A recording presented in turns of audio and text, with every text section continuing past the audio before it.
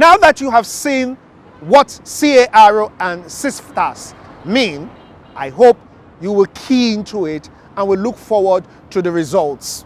Now let's move over to the Bureau de Change versus Central Bank of Nigeria. It has happened before, it is happening again. History repeating itself.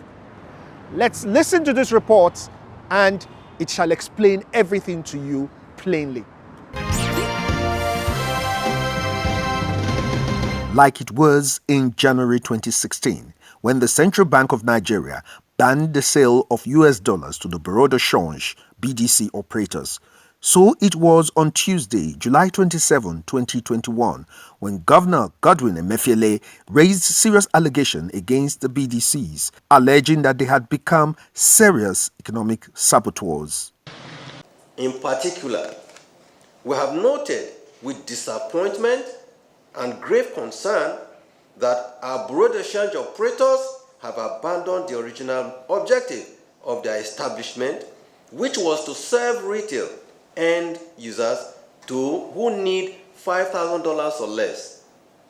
Instead, they have become wholesale dealers and illegally in foreign exchange to the tune of millions of dollars per transaction. Despite the fact that Nigeria is the only country in the world today where a central bank sells dollar directly to Bureau de Change operators. Operators in the Nigeria's Bureau de Change segment have not reciprocated the bank gesture to help maintain price stability in that market. Whereas the bank has an understanding with Bureau de Change operators that they make a small margin from sale of the US dollar allocated to them per week, they have reneged and become somewhat greedy, recalcitrant, with abnormally high profits from these sales, while ordinary Nigerians have been left to feel the pain and therefore suffer. The BDC operators were too shocked at this directive. They were dumbfounded. Even when Global Business visited their Zone 4 headquarters in Abuja, none of them was willing to speak. Zonal Chairman of the Association of Bureau de Change Operators of Nigeria, APCON, Shehu Mahmood, was too upset to talk to us, and calls to the National Chairman, Aminu Gwadabe, have remained unanswered. However, this customer to the Zone 4 area may have come at the wrong time to change his naira to dollars. As at yesterday, the rate for purchase of dollar was 503 naira. So yes, I saw the news that the CBN has decided it's not selling dollar again to BDC. So I was like, okay, before that to take effect in the market, the black market, it might take maybe 2 days or 3. Lo and behold, I came with my friend this morning to change dollar. They said $1 is 520 naira, and that before afternoon is going to be 535 naira. Professor Uche Uwaleke is the FCT chairman of the Chartered Institute of Bankers of Nigeria. He defends the central bank's move, describing it as bold. I think it's a bold move, and it's welcome. It's a move that, if well followed through, if well implemented, will be in the interest of the forex market in particular and the economy in general. Now, I say this because BDCs are meant to play a role, in the forex market, and that role is to cater for the retail segment of the market, okay? So that people who are looking to get BTAs, personal travel allowance and business travel allowance, can easily, get those without, going through hurdles. So if there are transactions that are under $5,000, for example, okay, retail, okay, those people can access the BDCs. That's specifically why, BDCs we are set up. And ideally, BDCs are expected to source their forex, from autonomous sources, not from the central bank. I'm pretty sure that you have heard and have read, even though not yet verified, so to say, that Nigeria is the only country where BDCs are fed, more or less, by the central bank. So for me, it's an anomaly. So if BDCs are expected to play that role, and over the years, even the central bank has evidence to show that they have not been playing that role. A lot of them are alleged, a lot of operators are alleged to be involved in round tripping. Okay, round tripping means they get this money from the central bank and they divert them to the parallel market. Okay, a lot of them are also have been alleged to be involved in money laundering and illicit financial flows. So against this backdrop, the action of the central bank, in my view, is in order. And remember too that this is not the first time. It happened in 2016, January 2016. Recall that in 2016 reserves were down. Oil price was down. Reserves, were down, and the central bank was compelled to stop the sale of forex to BDCs. But not long after, that was resumed. The same thing in 2020, on the back of COVID. That was in March. So again, the central bank said, because the land borders and air borders have been shut, people were not traveling, what's the point in continuing to give forex to the BDCs? Because if you come to think of it, that's even the major reason why they're in existence. So if people were not traveling, why continue to give them forex? So again, the central bank had to stop. But after some time, the central bank resumed. So this time around, I want to believe that it has come to stay, because the central bank also said that it will even stop licensing new ones.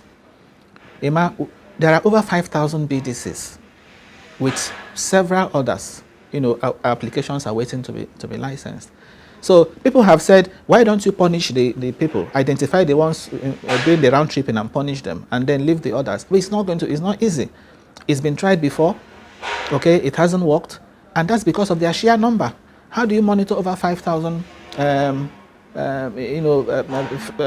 firms involved in this thing? But if the commercial banks that are fewer in number, are now having the responsibility to do this, I think the central bank is in a stronger position, to monitor them. Okay, so the governor of the central bank should, muster the political will, to stand firm and ensure that this stoppage, stands. Because as I said earlier on, BDCs. By the way, the central bank is not saying BDCs shouldn't exist. Central bank is saying we are not going to be your source of. Yes, go and get your money from autonomous sources. And foreign missions are there, diaspora remittances are there. So from autonomous sources, get your own, and that way they should be seen to be productive, to be doing something, rather than this rent seeking. You get something and then you trade on the money you're getting, and it doesn't help the economy. Now the central bank has collapsed that official and the INE. So now it's 411. And we have the BDC, we have the parallel rate. So we have all manner of rates. IMF has been saying unify rates, World Bank unify rates, even the organized private sector. Okay, so this is in line with that objective, exchange rate unification. So you now take out that of the BDCs, okay, with a view to unifying exchange rate eventually. What that does is that it brings transparency in the forex market, okay, and when there's transparency in the forex market, there is more confidence in the economy, not only by local investors, but by also foreign investors. So in the long run, we may even likely going to have increased capital flows. Just the other day, the National Bureau of Statistics, I'm sure you saw it, released the capital importation report for second quarter of 2021. And what does it show? Capital importation, fell. So foreign investments cannot come if there is opacity, if you like, in the forex market. Investors who are coming in want to know, what the exchange rate will be when they want to exit. So when you have multiple exchange rates, it doesn't help the situation. And It also puts us in a good standing, before the international monetary financial institutions, because whether you like it or not, okay, given the way the economy is, and the need for us to borrow, to fill certain gaps, tomorrow you may want to take a loan from these people, and they tell you, go and fix your forex market. There's no transparency in your forex market, which has been one of the conditions. So it is going to put us in good standing, improve our credit rating, okay, as I said, possibly attract more investment, and importantly too, it's going to slow down the rate of attrition in the external reserves, the rate of depletion. Okay, I was checking the movement in external reserves, recently. External reserves stood at $35 billion on 16th of April. On 16th of July, just the other day, okay, it had plunged to just a little above $33 billion. So in a space of 3 months, you have lost $2 billion, let me say lost, yes, $2 billion from external reserves. If we continue at this rate, then that reserves will finish in no time. And this is happening in a period when oil price is even high. However, Waleke is not unmindful of the flip side of such a directive from the central bank, if not properly handled. Yes, you have over 5,000 BDCs. They have employees. And if many of them go down, a lot of them will not have jobs. So the unemployment situation will worsen. That's the flip side. But again, that's in the short term. In the long term, we expect that these people should get their hands into productive ventures, because this one, as far as I'm concerned, is rent seeking. Okay. The other flip side is what we're just talking about. The black market rate will go very high. But the black market rate is not the rate at which you run your economy. The black market rate is, as the name implies, black. So the central bank, in its decision making, usually does not take that as a serious, component. If you are modeling anything, you wouldn't be taking black market rate into the model. You will use the, the rate that is official. The few people I've spoken to have also expressed this concern that the banks themselves will now turn themselves into these BDCs, more or less. That the banks will now be the ones diverting these dollars to the black market, rather than the BDCs. So in this whole arrangement, the banks are the winners because the dollar that the central bank hitherto used to give to BDCs, now being channeled to the banks. But the central bank, in anticipation of all that, has said that every bank must, open a teller point, a teller point dedicated, for, forex, and of course we also know the banks have branches, across the country. But what is important is whether the banks, the point you raised, be honest to make these dollars available, will also not be in the habit of hoarding them and also trying to trade and make money, out of it, which was why the CBN also said that if you walk into a bank and you've fulfilled unnecessary conditions, if assuming you're applying to travel, for example, and if you're taken from A, you've completed all that, and you are not getting dollars, that you should report. Okay, so that's also where my worry is. Can the central bank, be in a position to respond to all manner of complaints coming from, various customers of the banks or those who want to get dollars? So that would mean strengthening the consumer protection department of the central bank. That will also mean, bringing out the procedure for lodging this report. The public should know how to lodge this report. If I walk into the Access Bank and I'm not getting dollar, who do I complain to? For example, is there any phone number? Even if you call, okay, will a phone call be sufficient in this kind of thing? In the case of the normal complaints you do in the banks, the central bank says, if you have any complaint with a bank, for example, you first of all go to the bank and complain.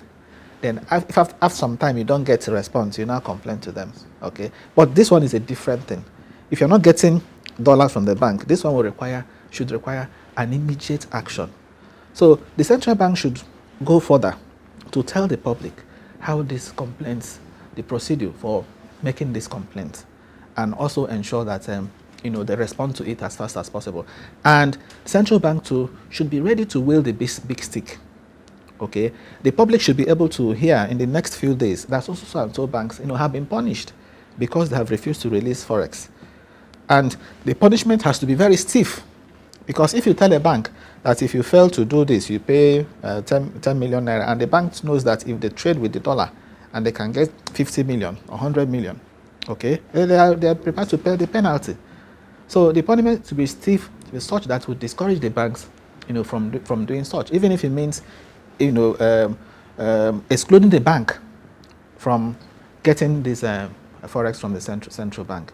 Many Nigerians are upset that the central bank directives has affected the price of the dollar in the black market, which usually is the price that the ordinary citizen gets his exchange.